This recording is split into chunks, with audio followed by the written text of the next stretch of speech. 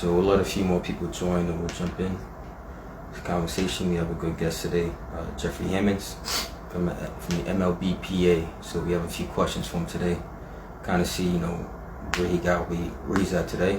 Just learn a little bit more about him and history. So we'll wait a couple more minutes until more people come in, and then we'll start up. So while we wait, I want to talk about a few things. We have our auction going on right now at the moment, the silent auction.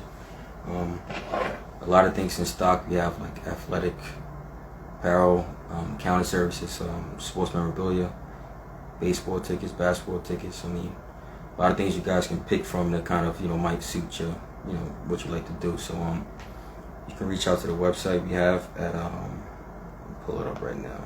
You guys have it. 32auctions.com/JMF2021. Again, this auction ends Saturday, so get in while you can. Take advantage of it. There's a lot of good things out there, and it's going to a good cause. So we recommend that you guys jump on that now. Another thing we have going on is our second annual Performing Arts Contest, for ages 10 to 22. All cash prizes, and it starts on June 30th. So you have any talented people in performing arts that have poets, rappers, singers, musicians, whatever have you. I will encourage them to enter because you can make some money and it goes a long way. So just look out for those two things: so the auction that ends on Saturday and the performing arts contest that starts on June 30th. All right. So I'm gonna wait a little bit more for Jeffrey to come in, and we can kick it off. Hey Jeff, how's it going? Yo, what up? What's going on? Man, you already know. I was struggling. Hey, it's all good. I've been struggling myself on it a few times, so don't worry about it. Got a couple times where I was you went black on me. So. Ty, I was trying to do this on my computer, and my computer didn't really work too well. I'm not gonna say which computer it was, but it wasn't a fruit. It wasn't the fruit one, man. I'm not gonna. I don't think you'd be able to go from live from a computer anyway. I think you have to do like a download or something like that. So it's all good, man. Don't worry about it. But how's everything going with you? No, everything's outstanding. And yourself? Not bad.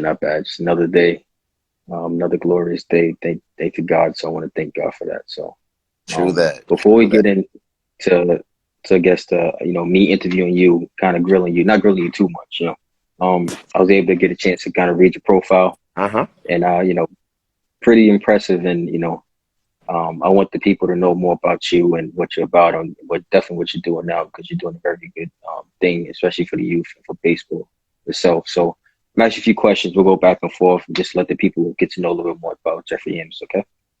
I'll give you what I want you to know. It's all good. Something better than nothing, right? So I'll take that. The truth. Right, so first, I'm here with you, brother. I'm here with you, man, and I couldn't agree with you more on how glorious this day is. So absolutely, fire away, brother. Fire away. There you go. So I see you outside. I see you're at home now. So how's life been for you since the pandemic started?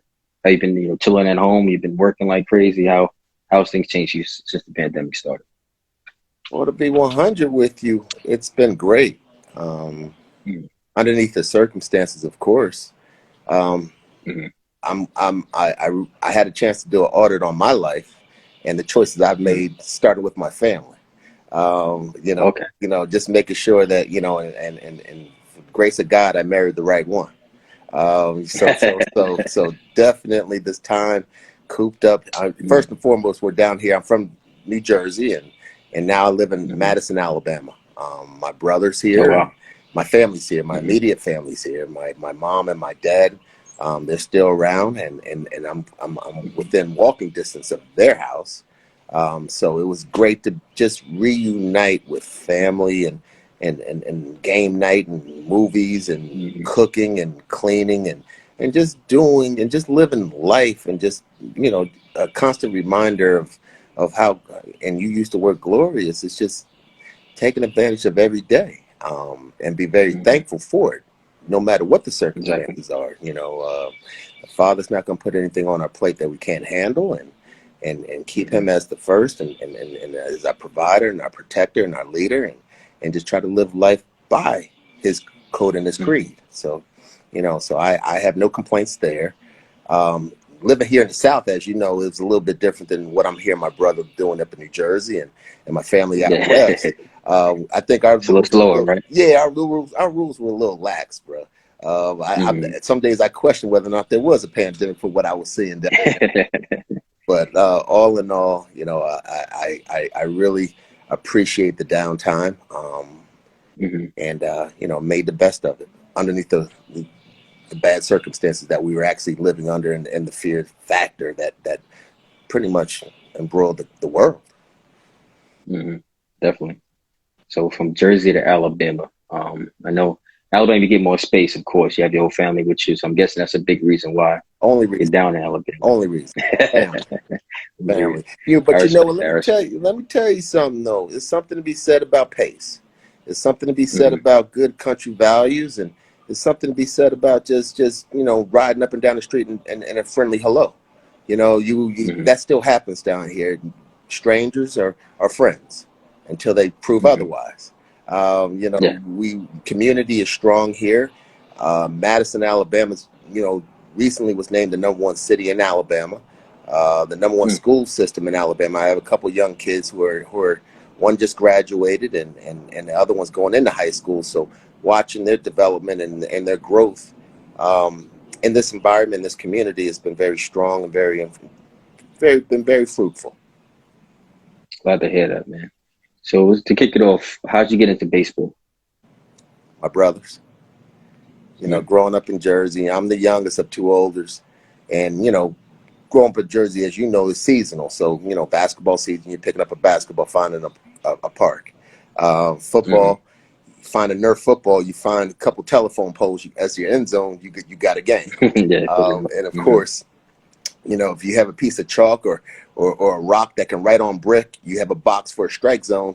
All you need is a stick Mm-hmm. and a tennis ball, let alone a wiffle ball. So I just love sports and I love competing, but more importantly, I love playing. I love playing. And first Mm-hmm. off, with my brothers, it was just a time to just get out and basically they were always somebody that I followed and it was a sense of accomplishment if I can play with them because we were all one is 4 years older and the other one's 8 years older. So it just gave me a chance to just he did his part in helping raise me, and he did that through Mm-hmm. sports, and that's how I fell in love with sports. Now the game itself, it picked me as I got older. I didn't have a Got it. jump Got it. shot. I didn't have a jump shot. Mm-hmm. I tore my ACL So you playing leaned over. football. Yeah, so baseball was the last of the Got it. Mohicans, and so I Gotcha. Gotcha. dove in. But fortunately, my brothers were both good. Um, Mm-hmm. Very good, especially growing up in Scottish Plains, New Jersey. My father was the coach of the Little League in Mm-hmm. Babe Ruth. So come summertime, that was the time that we came together and we practiced and we spent time. But like anything else, it's one thing to spend time, but the time had a purpose behind it. We didn't like to lose, um, and Mm-hmm. it's no fun to play the game if you're not hitting the ball. So we made sure we hit the No, ball as a family. And so I'm like, you out for gotta last. you So gotta have some fun, right? how about it? So just going out there and just trying to compete and just be the baddest team in the neighborhood, and that's Mm-hmm. what we strive to be, and that's what we did. Yeah, just respect that. So who's your favorite player in team growing up? Growing up, as you know, we're Yankees and Mets. Um, Mm-hmm. had them on all the time, so you had your. I mean, it all depended on who balled out that night. It could have been Doc Gooden, Mm-hmm. it could have been Ron Guidry, it could have been Reggie Jackson. It could have been Darryl Strawberry. It depended Mm-hmm. on that day on who you wanted to mimic as you went out there and played that game. So you didn't have one set play. You just kind of, you like to pick from a. Yeah, It took a little bit from each player, for the I most part. tried. Don Mattingly, I loved watching him play. I loved watching our colleague Dave Winfield, who works at the Major League Baseball Players Association, and Ken Mm-hmm. Griffey Sr. and Craig Nettles making diving plays at third base, and then so we had good ball growing up, and having WPIX and WOR Channel 9 and Channel 11 giving us games, and on a clear day we can get the Philly Channel on 17. This is pre-cable, guys. It's so I had a chance to watch the game, but of course we looked forward to watching the Pittsburgh Pirates. The Pittsburgh Pirates, Got it. especially the '79 team. When in the We Are Family edition of the Pittsburgh Pirates, the Willie Stargell and the Dave Parkers and Omar Morenos and John Candelaria and Kento Covey. So if I had to pick a team, that was the team. Got it. So you said your brothers, grew with you. They were athletes of the family. Is your family full of athletes? Yeah. And also, did you allow your kids to play baseball, softball as well? Oh yeah, I have two. I have a daughter. She was more cheerleading, track, running, and my sons, basketball, baseball. Got it. My middle one who just graduated, he played a little bit of football, but his concentration ended up in baseball, and he's going to Alabama A&M to play baseball and continue his playing career there. So I'm very happy for that. It's pretty good. Yeah, I'm very. You got another chip off the old block there. Yeah, hopefully he'll be better than what I did. Hopefully he can take what I did and add to it. Got you.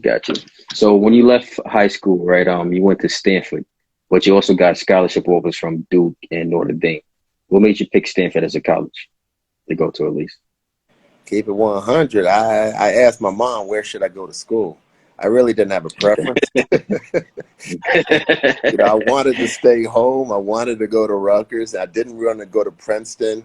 I wanted to go to Georgia Tech, but that was one of the schools that did not offer me. I visited Michigan. It was too cold. I visited Notre Dame, and it just didn't. I knew that wasn't the fit. Duke was a consideration, strong consideration. I loved Miami, but it was just, this is called, Miami was Miami then as it is now. And so I put it in my mom. I put it on my mom, and I said, Mom, where do you want me to go to school? And at that time, Stanford had won the national championship in '87 and '88, and they were a program. They just, and that moniker of Harvard of the West, and Mom, where should I go to school? Go out there and go and make it do what it do. And okay, Mom, and so let's go. So moms always give good advice. I can attest to that. So I agree. You made the right choice. Listen to your mom. I mean, all else fails, they give the right guidance and intuition. So you did the right choice of doing that. Yeah. So while Stanford, you end up breaking the stolen bases record. Number one, how did you feel when it happened? And number two, was that record ever broken again by another player? No. Really? I think it's still living. I think it's still living. But you know what the game is, man. You got to hit the ball to score runs. You got to get on base and get to home plate to win the game. And so I mean, you just put me up on game on the stolen base record. I didn't know. I know I had a 37-game hit streak. I remember that. I know that hasn't been touched. But it's just for the love of the game and just playing the game. God blessed me with certain abilities, and one was speed.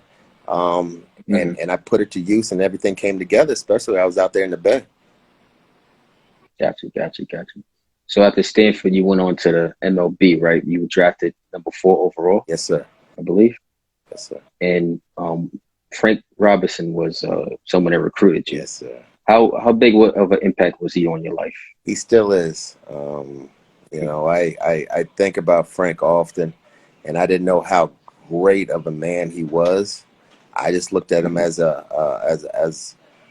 Frank Robinson, and at that time, that was before Wikipedia, and you just know of Frank Robinson, of what he brought to the game as a great tenacious player, and then you realize that he was a player manager, and then you realize, okay, and then you start diving a little bit deeper. It's like, Mr. Robinson, you start playing baseball professionally when he was like in the 50s, and so you start knocking down the decades, and here we are in 1992, and we forged a relationship where I really feel as though that some of the conversations were more than some. A lot of words that he has given me over the years from 92 into the year that he passed a couple years back, we stayed in communication, and I leaned on him. And mind you, my father's still alive, so I didn't look at him as anything more than a strong black male that took time out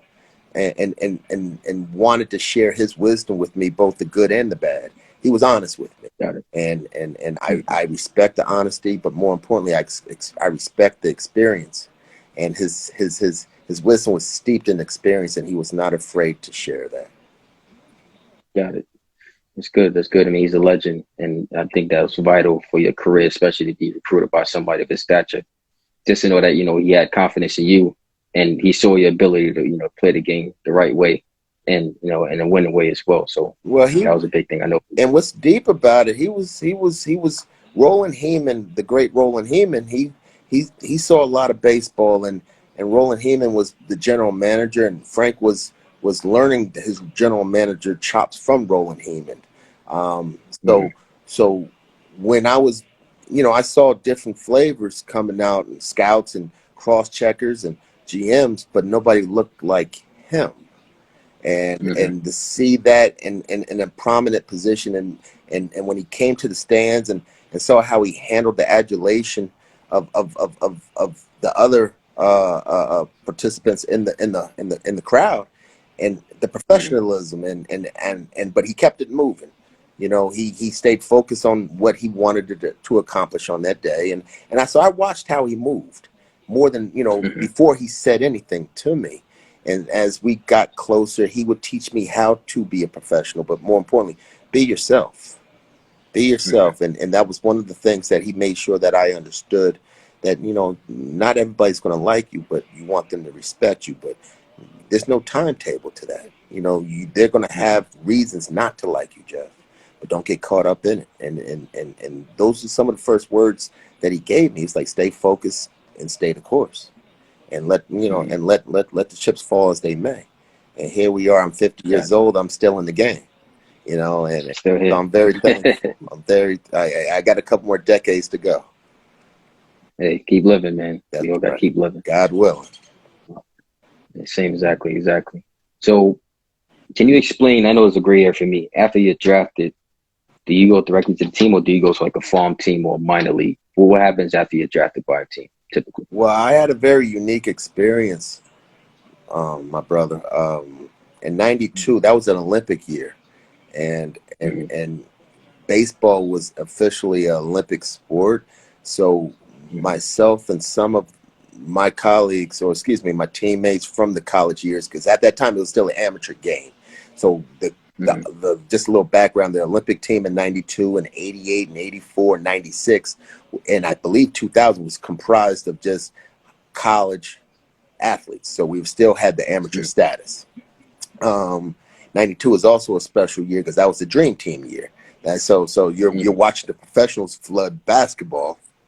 That was Carl Lewis's last Olympics, and so you're walking out, and you're seeing these luminaries, and especially in the athletic world, and Mm-hmm. and we're in Barcelona, and so that was my '92. That was my minor leagues. Mm-hmm. So after the Olympics, I went home.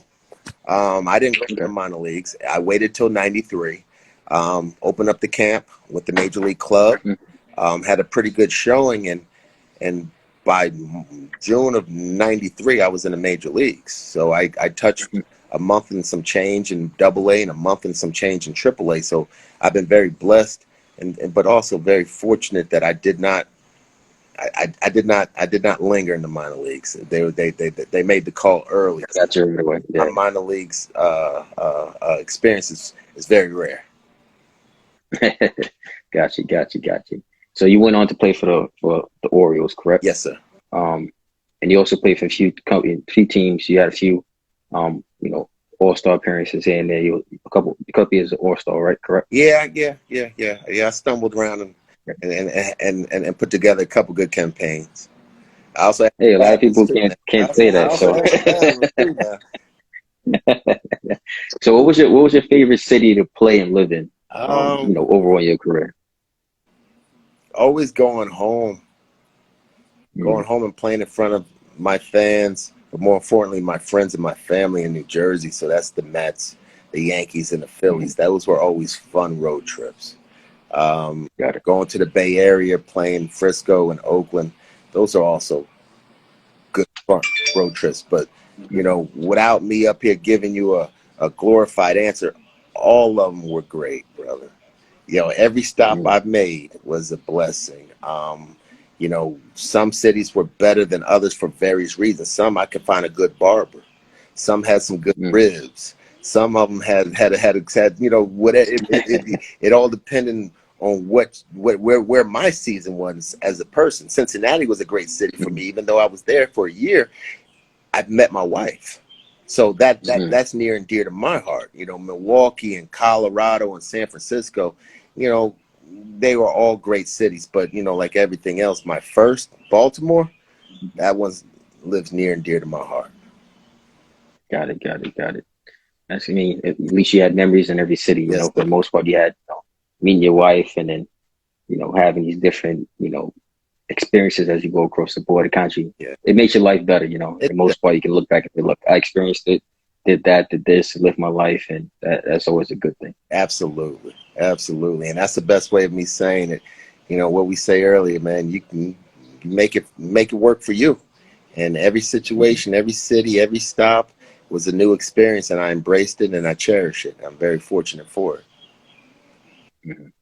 Now, I noticed you said that you kind of leaned into baseball, right, as a youngster. That's right. So a big part of our organization is like encouraging young adults to find their path in life. What led you to, besides, sports, led you to find exactly what you want to do later on in life, like either high school, college? What was the defining point that said, look, Jeffrey, we're gonna go this way, and we're gonna make it, big time to the leagues, and go from there. You know, I just had fun, bro. You know, Mm-hmm. I wasn't fortunate. Now I use the word fortunate. I always played on teams that was diverse, so it wasn't like I Mm-hmm. had to go and play on a team where I felt comfortable. The game made me Mm-hmm. comfortable, and I enjoyed the competition. But baseball is one of those sports where the game itself is hard enough. I didn't have to worry about the defense. I didn't have to worry about what that pitcher's throwing. I knew for us to win that game, I had to figure out a way to get on base and score that run.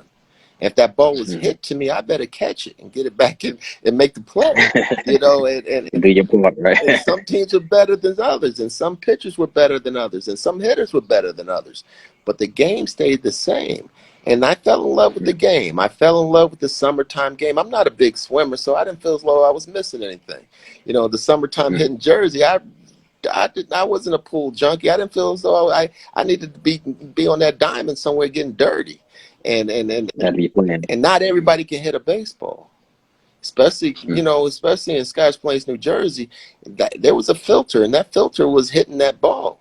And I realized Mm-hmm. that I was very blessed in that ability to hit a ball, and I embraced it, and I allowed that game of sport and a humble. I'm saying this very humbly in the quest to be great. Mm-hmm.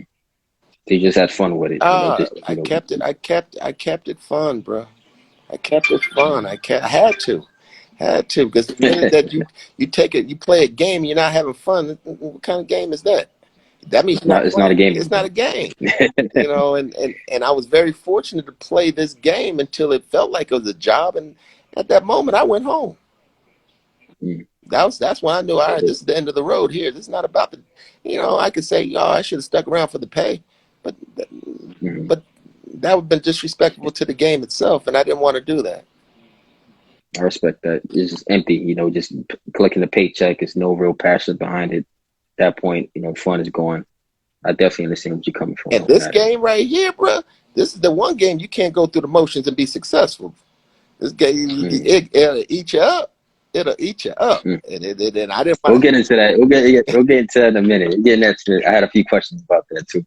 All right. So currently, you're the associate director of player programs initiatives at the MLBPA.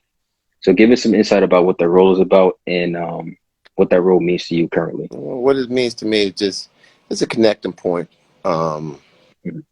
having seen it from a lot of different directions, from the college side as a high draft choice, as someone who excelled at the game, someone who's failed at the game. Um, Mhm. going back to school and getting my degree from Stanford, and wanting to add value to this next generation to the best of my ability, but also having the ability to speak truth to those who are making decisions that came before me. I always looked at myself as being a bridge, being able to talk to those who came before me and those who are coming after me, and that's what I cherish. Having the ability to make sure that everybody's voices are being heard, and work towards just improving the landscape all around. But all in all, if we improve it on our end, it's going to definitely be better for those who's going to follow us. And so that's always going to be my quest. And that's basically encapsulating what I try to do with MLB, with our PA staff, and everyone I touch around the youth circles, whether it's Perfect Game, USA Baseball, or our own initiatives, Players Trust and Players What. Got it. So you mentioned the new generation coming up in I guess youth development. How big is sports in your opinion in regards to youth coming up in life and their upbringing? Because let's say somebody from a bad neighborhood doesn't have much options to go for it, but he can find baseball or basketball that could be his outlet. So how important do you think sports lead to make sure that people find their track in life and stay on the right track going forward for most? That's a good question, and definitely I can only speak on my experiences, and say with certainty because I've watched how sports kept people focused. It's a commitment to your team. It's a commitment to yourself. It's a commitment and a sacrifice to help that team or that in that sport for that season to be the best version of itself. And if and we all hear you're only good as your weakest link, and you don't want to be that weak link, and that's a character building trait. I look at that where you have to assume responsibility. I look at sports as being something that you're going to have to live with failure and handle the successes, the wins and losses, the injuries, you name it. Also showing empathy for those who aren't playing well. Do you come down on them? There's a lot of character building traits that sports brings to the table if you just play the game. If you play the game to win, you got to embody all of them. All of them. And not to mention the commitment to succeed. I have to play my part. I have to do my job and understand what my role is or how I am that spoke on the wheel and do my job. I can't worry about what he's doing if I'm not doing my job. So Exactly. and you lead by example. So there's so much we can go with that, other than the fact that I really believe that sports is a great vehicle for growth. Respect that. Now, another kind of hot topic, like you see, like on social media, a lot of celebrities show up to like the basketball games, AAU, or the traveling team games, but you don't necessarily see that on the baseball side, like the little leagues or the other, whatever they have for the young baseball players. Why is that such a discrepancy between basketball and baseball? We don't have the same kind of, how do you say, support or hoopla around it. But it's always been like that, bro. How many? If you didn't play baseball in high school, did you actually go out there and watch a baseball game on a Tuesday afternoon? You know what I'm saying? That's just what it is. I mean, you already know the game is not fast paced, and it's hot. It's hot. Nobody wants to sit out there and watch balls or strikes. It's dusty and it's hot, and there's no shade. No AC, no nothing like Where you can that. go to basketball, you know how long it's going to be. You're indoors, the pace. You're going to see something. It. Basketball is just a different animal. It's its own sport. As football, you could say the same thing about football. Friday Night Lights. There's only one game a week. We stop our day to watch football. But baseball is it's a slow drip. And if you don't learn the game early, it's going to be hard to appreciate it as you get older just because of the pace. And if you don't understand the nuances of the game and realize that there's good plays even when it looks like they were bad plays, you're missing it. But becoming a baseball fan early was very critical for me. And Mm. instilling that love for the game, whether my kids like it or not. I force fed them. I spoon fed them. I wanted them Mm. to. If nothing else, you better understand this game. You don't have to play this game, but hopefully you will understand it and fall in love with the game. And I believe that's what's happening, at least for one of them. Mm. There you go. I mean, that's a good point. I didn't get into baseball till later on in life. Growing up, basketball was number one. Just watching it, and then I went to a few baseball games when I was younger, and I didn't really understand it. I just thought it was too long at the time. But once I got older, started to appreciate like the skill behind it. What it takes to actually win. It's a lot more rigorous than just playing basketball. It's a lot more mental things behind it. People think about. But I started appreciating it as I got along. Yeah, Started going to more games and got into the whole thing. and you slowed down. Your pace slowed down for you to enjoy it. You know, Exactly. Yeah. I wasn't a kid running around with a short attention span anymore. you I was know, able to sit down and have a beer and be able to watch the game for that's the what's most part. up. That was good. That's what's up. Man. So you mentioned youth development, right? So a lot of things, a few issues with youth development nowadays in baseball, such as like bad coaches and the pay for play program. What can baseball do overall to kind of help facilitate play development at a young age for players? We're trying, brother. Mm. I think we're all trying. And that is the question. What can we Mm. do more? Because I want to see more of us playing the game. Mm. Um, but it's hard, bro. You Mm. named a couple of them, and namely, it's just the education as to why people are playing. Mm. I didn't. Me personally, I feel a sort of way because I did not fall into the travel ball trap, and I feel so Mm. that you know.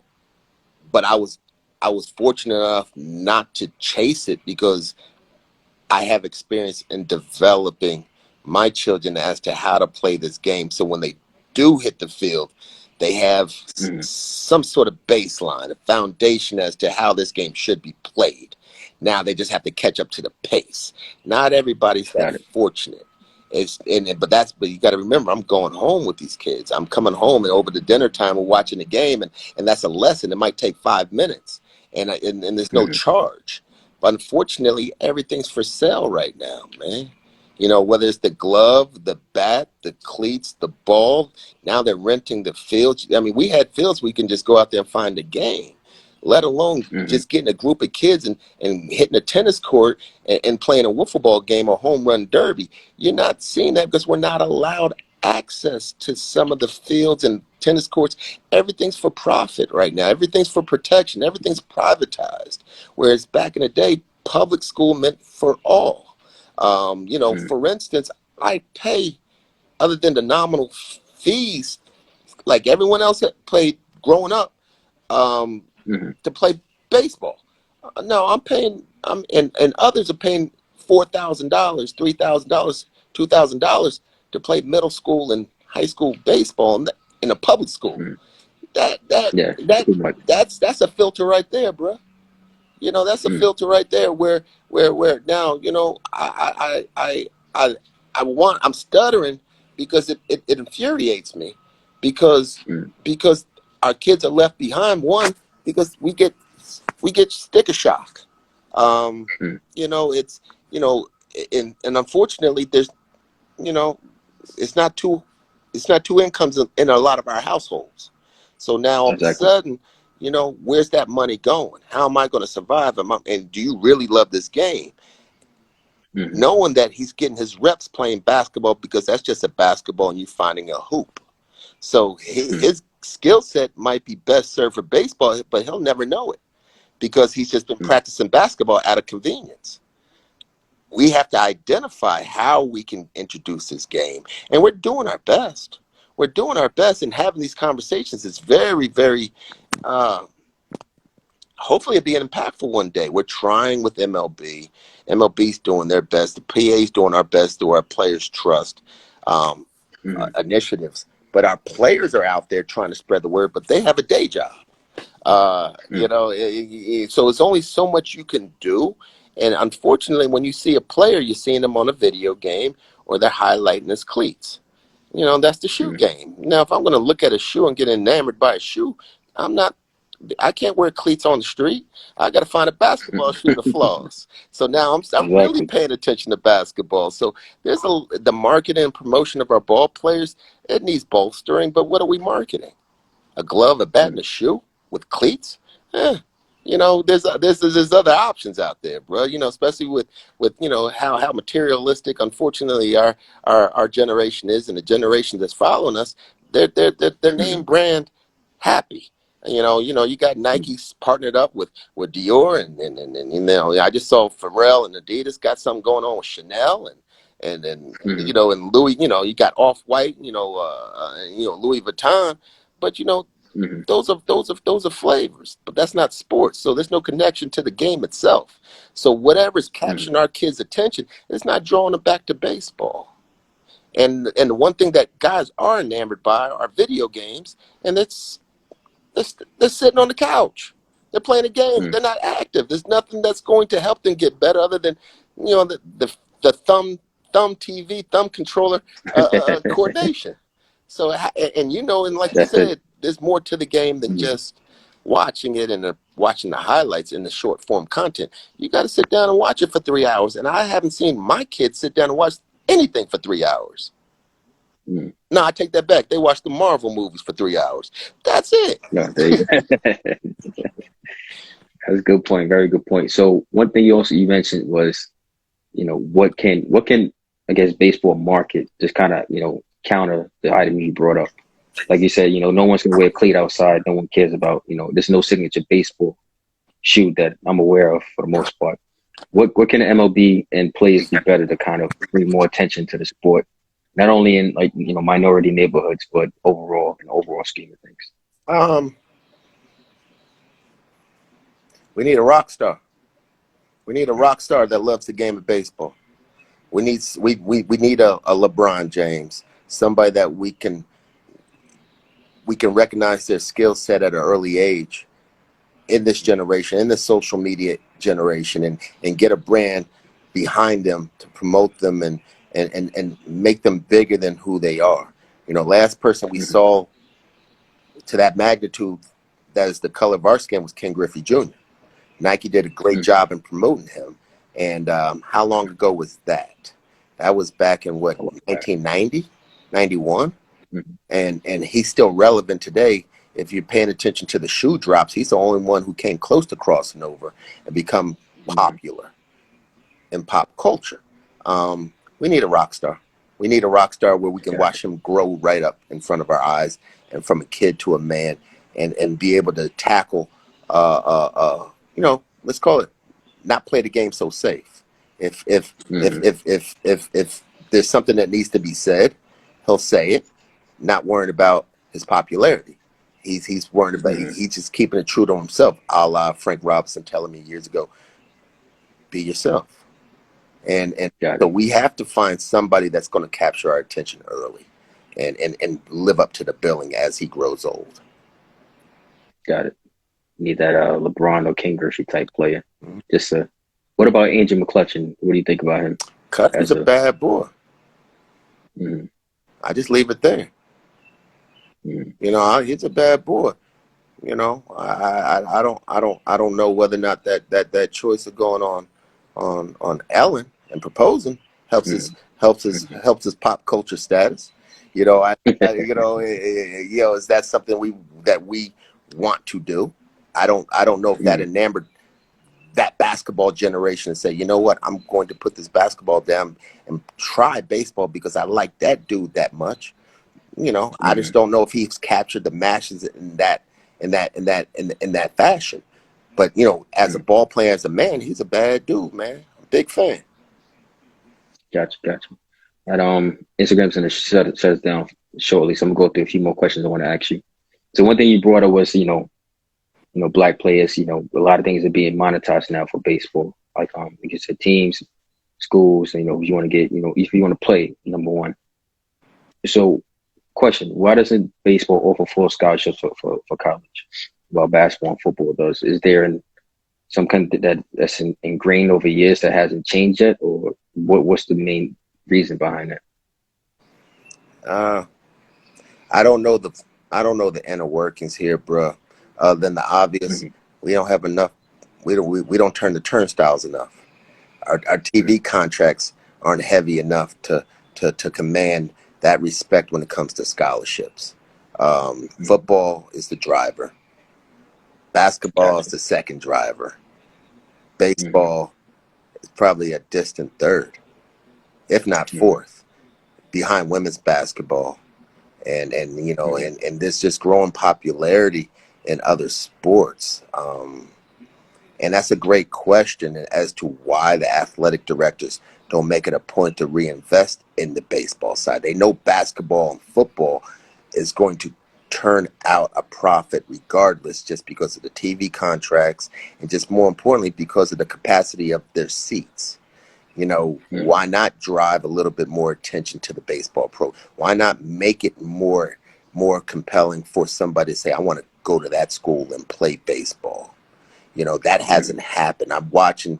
I went to the SWAC baseball tournament, and you know, I talked to the Southern coach and Tuskegee, Morehouse, Alabama A&M, and talked to the Mm-hmm. you know, Roger Cador.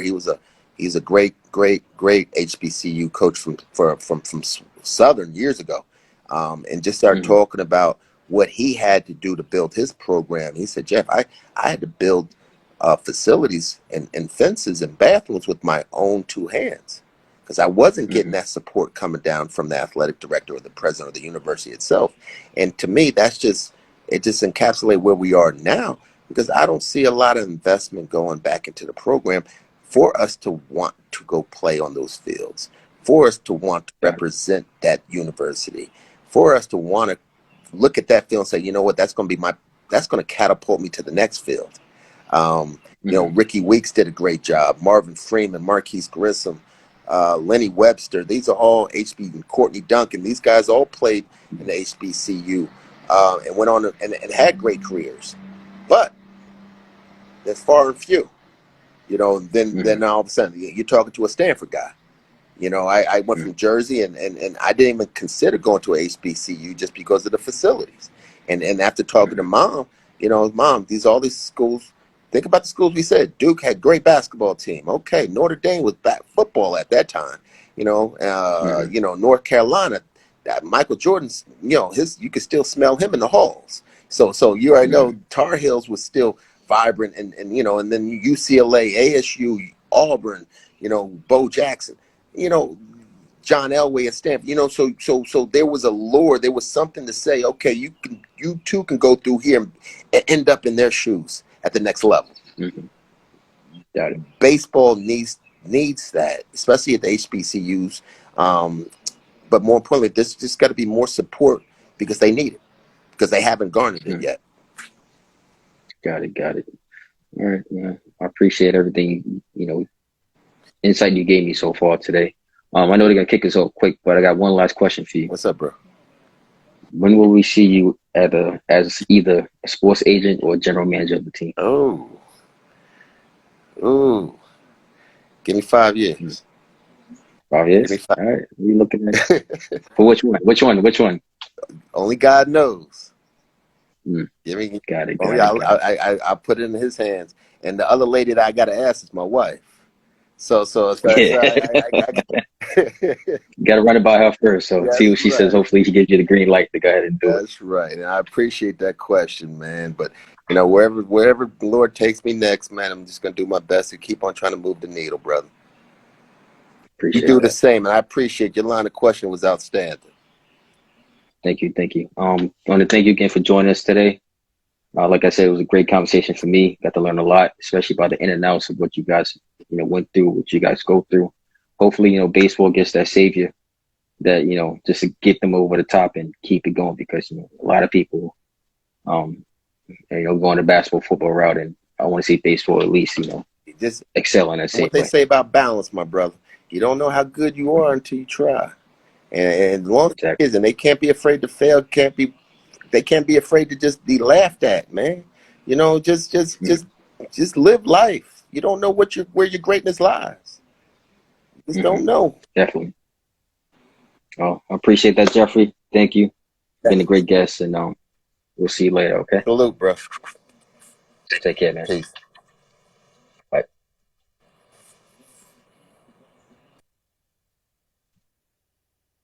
All right, thanks guys for joining us on Bow Tie Tuesday. We'll see you in 2 weeks, and have a good night. Bye.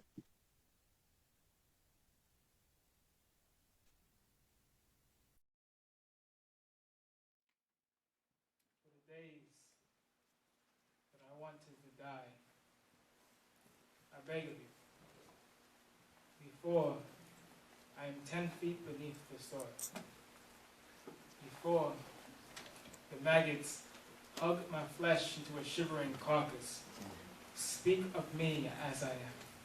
So I pray that you would tell them that I died a proud man, that I was one who never spoke unless it improved upon sight.